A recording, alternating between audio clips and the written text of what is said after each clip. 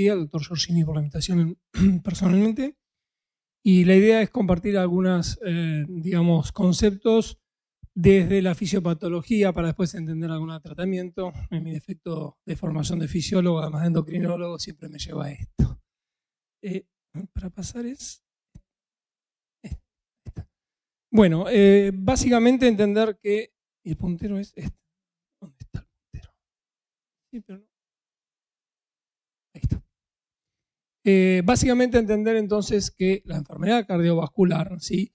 Y digamos, relacionándolo a lo que es lo que me pidieron que hablara en la diabetes, digamos, tiene que ver con esta sucesión de eventos, ¿sí? En lo que es una cuestión que lleva muchas veces años, en la formación de estas transformaciones de estas funciones vasculares, hasta llegar al evento que todos conocen muy bien. No voy a parar mucho por cuestión de tiempo en esto. Entender que en la persona diabética, ocurren los mismos eventos que en la persona diabética, pero como ya algo se adelantó, hay un cambio en la incidencia de, por ejemplo, la falla cardíaca, la enfermedad arterial periférica, donde aumenta la incidencia en la diabetes en general. Estoy hablando de diabetes en general. Si uno ve la tasa de acumulación en una persona diabética, ¿sí? En mayores de 40 años, uno va a ver que hay una incidencia acumulada mayor en estos diabéticos, tanto para la angina estable, la inestable, el infarto miocardio no fatal, muerte súbita, etc. Y si uno compara estos eventos cardiovasculares en estos diabéticos, uno va a ver que la incidencia, como ya algo se adelantó también, es mayor, el load ratio, la tasa de riesgo es mayor en la mujer diabética que en el hombre diabético. Se ve muy mal, no sé por qué no salía así, les pido disculpas. Entonces, algunos aspectos a tener en cuenta. La mujer diabética entonces tiene mayor carga de esos factores de riesgo, de enfermedad de riesgo cardiovascular, mayor mortalidad por todas las causas, mayor riesgo de insuficiencia cardíaca y muerte, si se compara todo esto con el hombre diabético. ¿Sí? Los dos, recuerdo, son diabéticos. La diabetes es un factor de riesgo de per se de enfermedad cardiovascular, pero si uno compara los sexos, por género, digamos, se ve esta diferencia. Ha habido un descenso de la tasa de mortalidad en la enfermedad cardiovascular en los hombres diabéticos, ¿sí? Comparable al descenso que ha habido en los no diabéticos, pero esto no se ve en las mujeres diabéticas, y esto tiene que ver con algunos aspectos que ahora nos vamos a referir. En la mujer no diabética, digamos, no es tan evidente ese progreso. Algunas diferencias respecto al manejo de esa alteración del metabolismo hidrocarbonado. No es lo mismo hablar de una glucemia alterada en ayunas que que hoy estamos viendo mucho glucemia alterada en ayunas, donde la curva, digamos, da normal, y esto es algo que nos está llamando la atención a los que hacemos diabetes, digamos, o una intolerancia a la glucosa, y esto es distinto en el hombre y la mujer, ¿sí? La alteración de glucosa en ayunas es más evidente en el hombre, ¿sí? Y esto está relacionado más a la resistencia a insulina, a la función hepática, el manejo, digamos, que ocurre sobre todo en horas de sueño, donde el hígado es el que maneja toda esta glucosa. Y obviamente uno lo ve en el ayuno al despertar esa alteración. En cambio, en la mujer prevalece, ¿sí? La intolerancia a la glucosa, que más que relacionarse a la resistencia a la insulina, es a la función de la célula beta pancreática. Es un déficit secretor, ¿sí? De la insulina y no tanto de la acción. Otra cosa a tener en cuenta es si estamos hablando de la mujer en edad menopáusica o premenopáusica o posmenopáusica, es decir, si tiene ciclos menstruales, en la condición de embarazo que se mencionaba anteriormente, el menopausia, y si obviamente esa mujer usa anticonceptivos y qué tipo de anticonceptivos está usando, ¿de acuerdo? Bien, ¿qué cambios entonces ocurren en la diabetes tipo 2? Cambios cardiometabólicos. ¿Por qué hablo de cardiometabólicos? Porque vienen uno de la mano del otro, ¿sí? La función diastólica disminuida respecto a los no diabéticos, la masa cardíaca mayor versus no diabético, una mayor masa cardíaca, sobre todo ventricular izquierda, la liberación de citoquinas adipositarias, ¿sí? Esto, a ver, el adipocito hoy ya no es más eso que era antes una reserva de grasa y nada más. La intensa comunicación que hay entre los sistemas hormonales y otros sistemas, y el cardiovascular no escapa a esto. Entonces, esta liberación de citoquinas es mayor en los diabéticos, ¿sí? Y estas citoquinas producen el efecto hipertrófico de los cardiomiocitos, en particular la leptina y la resistina, que son dos de las hormonas adipositarias que tienen la particularidad de provocar este efecto. El otro tema es la síntesis de triglicéridos aumentada, donde existe un aumento en el tejido miocárdico de estos triglicéridos con lipotoxicidad, y lo cual lleva a alteración de la hemostasia del calcio en el miocardio. Y obviamente, como ustedes saben mejor que yo, esto viene de la mano de la disfunción diastólica. El aporte excesivo de esos ácidos grasos, entonces, al miocardio desarrollaría miocardiopatía, y cuando uno logra disminuir los ácidos grasos libres en estos diabéticos, previene esta acumulación de lípidos y esta disfunción cardíaca. Y esto es una cosa centrales que quisiera que hoy me gustaría que se lleven como concepto, ¿sí? Porque uno dice, bueno, diabetes es, y uno piensa en glucosa, ¿no es cierto? Entonces manejamos la glucosa y se olvida de todo lo otro, la otra alteración cardíaca, sobre todo los diabéticos tipo 2, ¿no es cierto? Esta alteración cardiometabólica, donde mucho tiene que ver con el metabolismo lipídico y de ácidos grasos. Entonces, por supuesto, hay otras cosas a tener en cuenta, la inervación simpática, que obviamente está alterada, miocárdica, que está alterada en el diabético y que también juega un rol en la disfunción diastólica, y sobre todo en diabéticos de larga data, lo que es la fibrosis, el depósito de colágeno, que se favorece en el diabético tipo 2 y que puede contribuir obviamente a la disfunción diastólica. Sin llegar a una evolución de largo plazo en la menopausia y demás, uno puede ver en mujeres jóvenes sin ser diabéticas, pero con, digamos, con un patrón de insulinoresistencia, como sería la poliquistosis de ovario, donde se ha demostrado, si bien hay trabajos, digamos, a veces contradictorios, pero hay bastante evidencia donde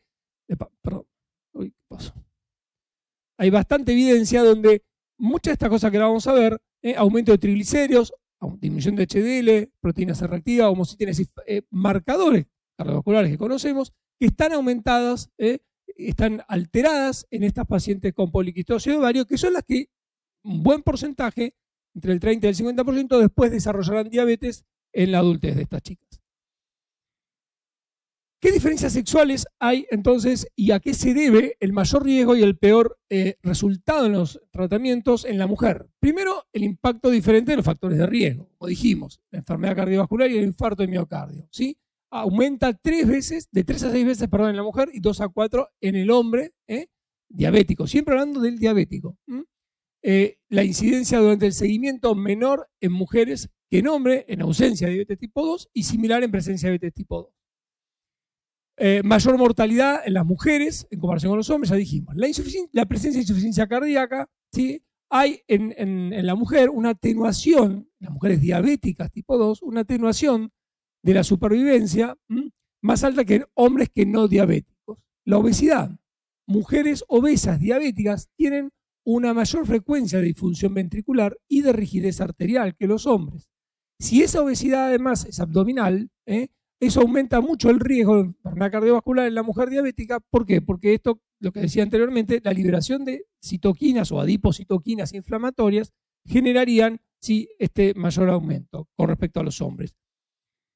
La hipertensión arterial, que muchas veces, como se mencionó anteriormente, viene de la mano y no es menor, ¿sí? El tener presente que la mujer diabética tiene más probabilidades que la del hombre de tenerla, es decir, de ser hipertensa en la diabetes, junto con la diabetes, y estaría sumando quizás los dos factores de riesgo cardiovasculares más importantes. El HDL bajo, un predictor más fuerte en mujeres no diabéticas y diabéticas en comparación con los hombres. Sí, se comportaría el HDL respecto al género de manera distinta, ¿sí? Y obviamente tener en cuenta la diabetes gestacional, es decir, el 50, entre el 35 y el 60% de la mujer de las mujeres que fueron, digamos, que tuvieron diabetes gestacional, desarrollarán diabetes tipo 2 a los 10 años aproximadamente, y ese es otro factor a sumar de riesgo. Eso con respecto a los factores de riesgo, de diferencias sexuales, digamos, de género en la persona diabética y riesgo cardiovascular. ¿Qué otras cosas juegan en la enfermedad cardiovascular, que diferencias sexuales, respecto al peor pronóstico que tiene la mujer? Diferencias hormonales. La premenopausia sabemos que es una protección relativa, digamos, de evitar mayor riesgo de enfermedad cardiovascular. La menopausia aumenta el riesgo porque aumenta la ganancia de peso. Es típico, entre el primer y tercer año, una redistribución grasa corporal, donde la mujer comienza a, digamos, a señalar el aumento de la grasa abdominal con adiposidad central, que, como saben, está asociada a la resistencia a la insulina. Y la terapia de reemplazo hormonal, si bien ha sido propuesto, no hay una base muy firme para sostener, digamos, que disminuye en forma fuerte ese riesgo cardiovascular, a pesar de estos cambios metabólicos. El otro tema es la hiperandrogenemia, que ya mencioné algo en la poliquitosis de ovario, contribuiría al aumento del riesgo de enfermedad cardiovascular en esa mujer diabética, a pesar de esto de las precios no terminan de confirmar. Sin embargo, a pesar de no llegar a la hiperandrogenemia, muchas veces, digamos, en endocrinología nos gusta hacer relaciones entre hormonas. Y la relación estrógeno-andrógeno es menor en posmenopausia que en la premenopausia. Y eso podría explicar, digamos, ciertos efectos que describí. El síndrome metabólico, la presencia de un síndrome metabólico e incidencia aumentada en la menopausia en la mujer, como dije, y la resistencia a la insulina y a la diabetes tipo 2, con asociación con mayor riesgo de enfermedad cardiovascular, hasta en un 50% más en mujeres que en hombres.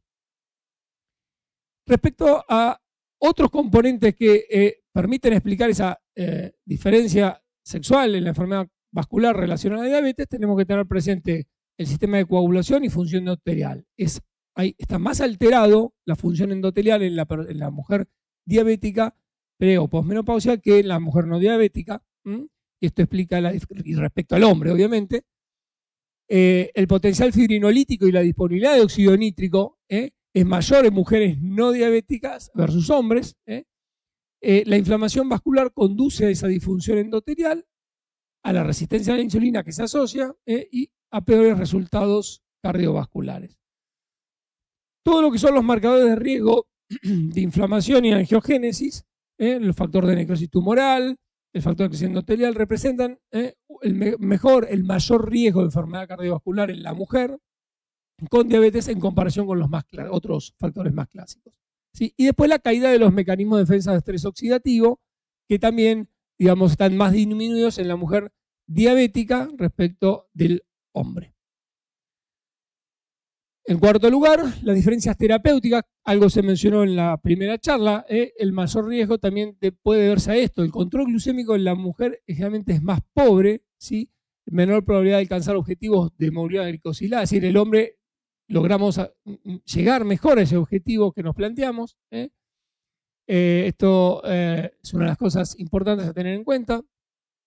Efecto del sexo sobre el control del tratamiento para mejorar el control metabólico en diabetes tipo 2. En un metaanálisis se demostró que varias formas de insulina, hipoglucemiantes orales e inclusive intervenciones dietéticas tuvieron menos efectos en la mujer que en el hombre. Es decir, todo tratamiento que yo trate de instaurar, digamos, no logro alcanzar ese objetivo del endpoint de la glicosilada.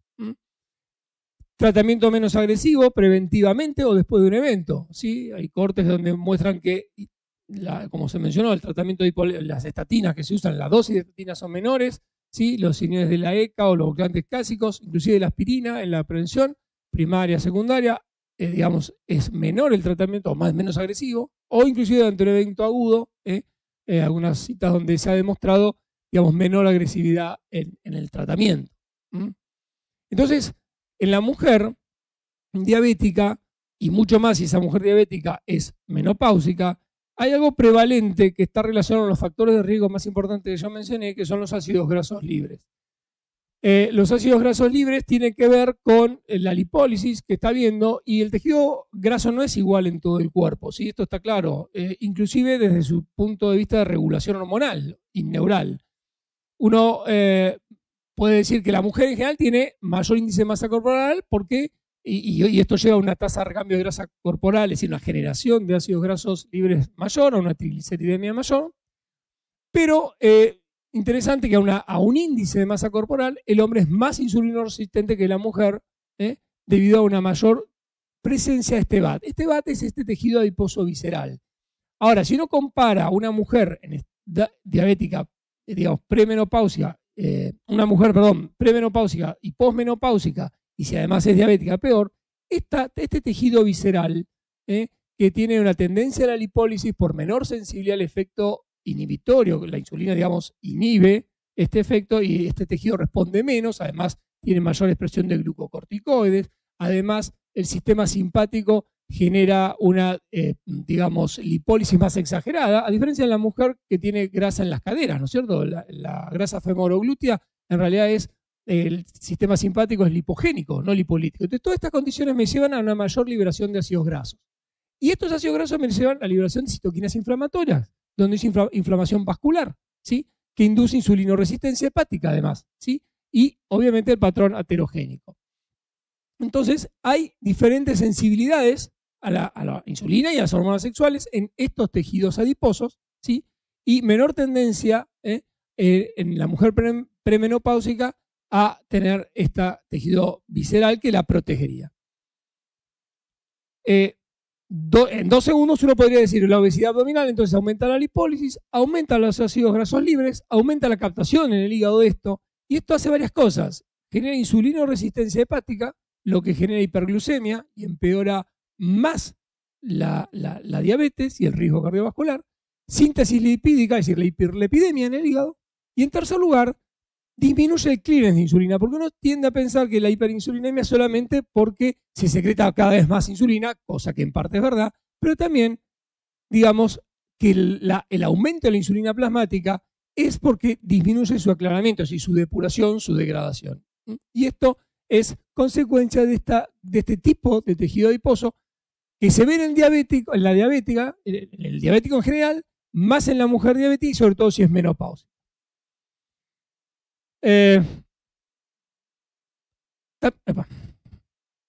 Otra de las diferencias es digamos, la hiperandrogenemia. No quiero perder mucho tiempo en esto, porque ya lo mencioné. Sí mencionar 2 hormonas importantes, 2 adipoquinas. La leptina, creo que dije, digamos, está asociada a la obesidad, se asocia en el ser humano a la leptinoresistencia. Y lo importante es que la leptina inhibe la secreción de insulina. La leptina inhibe la secreción de insulina, en lo cual si hay resistencia digamos, a la leptina, se favorece la hiperinsulinemia. La leptinemia es mayor en mujeres que en hombres, porque esto está reflejado por la cantidad de tejido graso mayor en la mujer. Y si es diabética y si es posmenopausia, es mayor aún el riesgo. Y todo esto, entonces, siempre recordando esto de que mayor tejido adiposo y sobre todo abdominal, como estoy explicando, aumentan los ácidos grasos libres, lo cual aumenta el riesgo cardiovascular. La leptina entonces se correlaciona positivamente con el estrógeno en la mujer.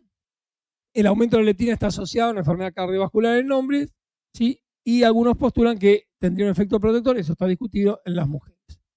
La contracara de esto es la adiponectina, ¿sí?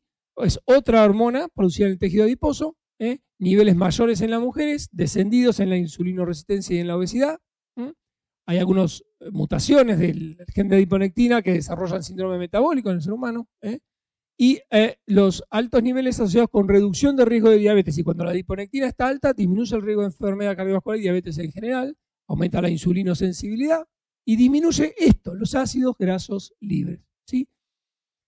¿Qué cosa aumenta la adiponectina? Y acá estamos en un tema importante porque uno dice, bueno, esta es una hormona clave relacionada al control metabólico y al control cardiovascular. Lo que pasa es que no se ha desarrollado hasta el momento o no existen, digamos, fármacos tan importantes que provocan un aumento realmente considerable.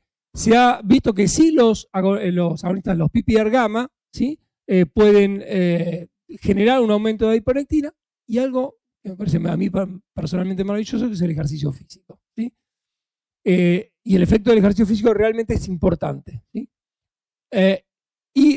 Lo otro que siempre va de la mano con el tema metabólico, la hipertensión, que también es capaz de disminuir los niveles circulantes de adiponectina.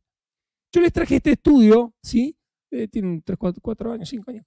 El impacto del sexo sobre respuesta metabólica, funciones cardíacas en terapéuticas diabéticas. Un grupo de 89 personas, hombres y mujeres, donde se repartieron en 3 tipos de tratamientos con metformina solos, metformina más un agonista PPAR gamma, en este caso fue la rosiglitazona.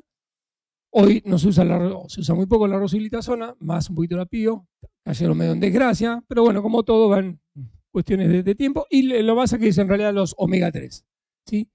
A ver, lo que se vio, y hubo varios resultados, pero a mí me interesa destacar esto, ¿sí? Fíjense en la utilización y la oxidación de los ácidos grasos libres, ¿sí? Como los PPAR gamma mejoran, digamos, disminuyen la utilización y la oxidación de ácidos grasos libres. ¿Y eso viene de la mano de qué? Que si yo provoco una menor oxidación de estos ácidos grasos libres, mejoro la utilización de glucosa, ¿sí? Y eso mejora la disfunción diastólica. Entonces, la utilización en los miocitos, estoy hablando de la utilización por el músculo miocárdico, ¿sí? Disminuye para los PPAR gamma. Se vio que la metformina produce un efecto contrario, pero en los hombres. Y entonces, a medida que disminuyo, digamos, o que aumenta la utilización, disminuye la utilización de glucosa y eso, digamos, no es bueno, la utilización. Entonces, en la diabetes tipo 2 hay un metabolismo elevado de estos ácidos grasos en el miocardio. El descenso de esta oferta mejora esta disfunción, lo que algo señalamos recién. Entonces, todos los tratamientos que reducen ácidos grasos libres o triglicéridos en general, que son las grandes alteraciones del síndrome metabólico de diabetes tipo 2, reducen la utilización en el miocardio y aumentarían el metabolismo de glucosa. Y como acabo de decir, esto mejora la disfunción diastólica del diabético tipo 2, sobre todo en la mujer. Entonces, digamos, este efecto, en el caso de este protocolo que mostró ahora recién, habló de los PPAR gamma y la rosiclitasona como uno de los mecanismos para mejorar esta liberación de ácidos grasos. Uno tendría que pensar en otros tipos de hipolipemiantes, fibratos, etc. ¿Qué otras respuestas a medicaciones diferentes? Creo que estamos ya, no sé si me quedan unos minutos más. Inhibidores de la ECA, los hipolipemiantes, ya se mencionó, la estatina tiene un menor efecto sobre la mortalidad de mujeres, ezetimibe. La angioplastía con stent coronario, bueno, no quiero parar mucho en esto. Hay varios aspectos, se ve muy mal, no sé por qué algunas diapos salieron muy... hay varias drogas, esto lo charlamos recién antes de entrar, hay muchas drogas nuevas en experimentación, otras ya aprobadas, en uso, ¿sí?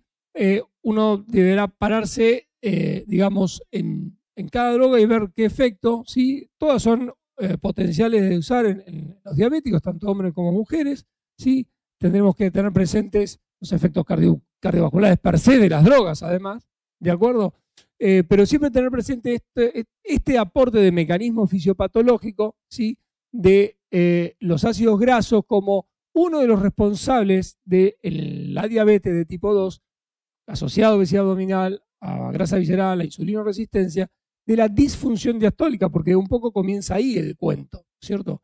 Y siempre tener presente esto, que seguramente van a hablar, así que no lo voy a mencionar, que es recién salidito del horno, hace unos 2 meses, de las recomendaciones para el tratamiento de la hipertensión, que es el otro capítulo, en la diabetes, para los diabéticos. Y dejarles, si me dan un minuto más, esta idea, porque siempre uno, digamos, se basa o ve la fisiopatología y ve las terapéuticas, cuántos medicamentos, y a veces se olvida de dar el primer paso, como siempre digo. Esto ya tiene unos cuantos años, es un New England de hace unos cuantos años, pero no por eso hay que desmerecerlo. El Diabetes Prevention Program del Research Group, donde es la intervención intensiva del estilo de vida, ¿sí? Cambios en el estilo de vida versus la metformina. La primera droga que utilizamos es el primer step, digamos, en lo que es la terapéutica diabética. ¿De acuerdo? En un periodo de entre casi 3 años, cambio de estilo de vida, incidencia de diabetes redujo el 58% versus la metformina, el 31%. Entonces, cuando llega la mujer diabética, ¿sí? Lo primero, como decía Maximino Ruiz, es, más allá del estilo de alimentación, es cómo se alimenta y qué ejercicio hace. No es solo cómo se alimenta el estilo de vida, ¿sí?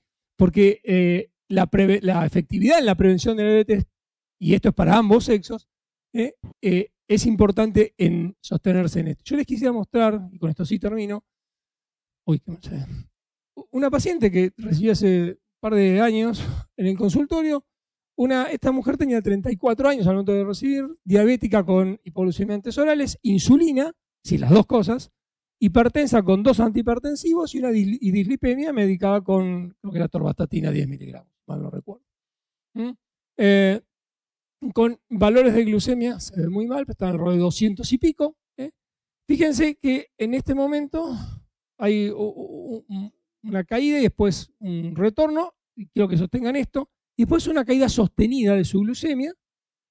Y si uno veía la glicosilada, veía que venía con valores de 10, 11, creo que era de glicosilada, es decir, realmente alto. Recuerden, con insulina e hipoglucemia, es decir, evidentemente un fracaso total al tratamiento, donde pasa algo que ahora les voy a contar, digamos, retoma un poquito la paciente esos valores por un periodo relativamente corto y luego vuelve a caer y a lo largo de 2, 3 años, por lo vi la otra vez, 3 años ya llevamos, logramos glicosiladas normales con un agregado. Hará 2 años, un año y medio, 2 años, esta paciente se le retira los hipoglucemiantes, la insulina, el hipolipemiante y los antihipertensivos. ¿Sí? Junto con esto, logro un aumento de HDL significativo, ¿sí? En este periodo de, son 2 años y pico, ¿sí? Realmente que a veces cuesta, ¿sí? Y una caída en los valores de triglicéridos. Es decir, todos estos factores de riesgo que hasta ahora mencionamos mejoraron. ¿Qué es lo que pasó con esta paciente? Lo que se propuso con este programa el de prevención, lo que yo le propuse, que en este caso fue, digamos, lo tomó muy importante, esto es el descenso, y este es el descenso, lo que acompañó a todos esos cambios. Este descenso de peso de 40 kilogramos en 2 años y medio, con cambios de dieta y ejercicio y ninguna otra cosa. Así, cambios similares a lo que una vez se ve en los bypass gástricos, ¿no es cierto? 40 kilos es muchas veces alrededor de eso estamos. Y la verdad, es decir, obviamente esto no pasa todos los días, ojalá pasara, pero digamos, uno se siente contento cuando puede intervenir y lograr la compliance. Y fíjense, les mostraba esto de este periodo, porque ¿qué es lo que pasa habitualmente? Habitualmente uno tiene una caída, el paciente, digamos se pone con ganas, ¿sí? Recupera y después afloja. En este caso, esta paciente retomó y logró un cambio real en su estilo de vida hasta el día de hoy. Bueno, es otra vida. Entonces, tener presente esto porque va a la fisiopatología que expliqué anteriormente. Espero no haberlos aburrido mucho con la fisiología y la fisiopatología y muchas gracias por la invitación.